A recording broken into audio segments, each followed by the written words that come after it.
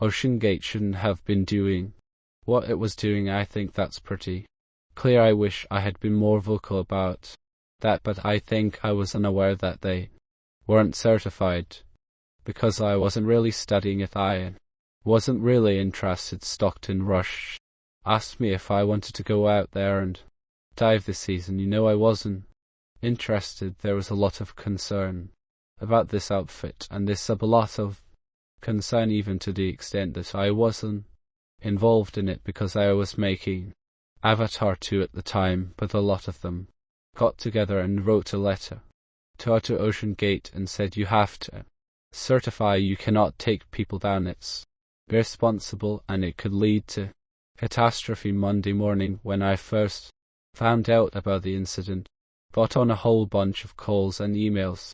It's a small community. Within an hour and a half I had the following information. They were on descent. They were at 3,500 feet. They lost comms and tracking, the last one being the critical one because of the transponder that's used to track a sub during descent. And on the bottom is a fully autonomous system. It's in its own pressure housing and it has its own battery power. So for them to lose comms and tracking at the same time sub was gone, there was no question in my mind. For days I tried to run other scenarios that could account for it. I could come up with nothing. So the next thing I did was contacted a few more people and I managed to track down their acoustic networks around. Some are research, some are intelligence. We got confirmation within an hour that there had been a loud bang at the same time that the subways that's comms were lost. A loud bang on the hydrophones, loss of transducer or transponder, loss of comms. I knew what happened. Sub-employed AI and sent emails to everybody I know. I said, we've lost some friends. The sub is imploded. It's on the bottom in pieces right now. I sent that out Monday morning. I never believed in that technology of wound carbon fiber. No wound filament or cylindrical hull. I thought it was a horrible idea.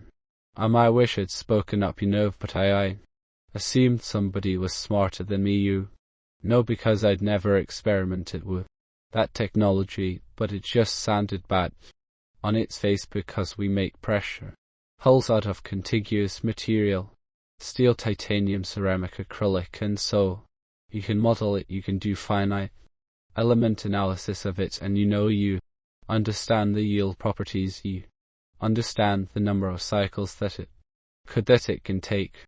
But you can't do that with a composite material because it's two similar materials, sort of blended together. And so we all knew that the danger was delamination and progressive failure over time with microscopic water ingress and fatigue, what they call cycling fatigue. And we knew that if the sub-passage pressure test, it wasn't going to fail on the first dive.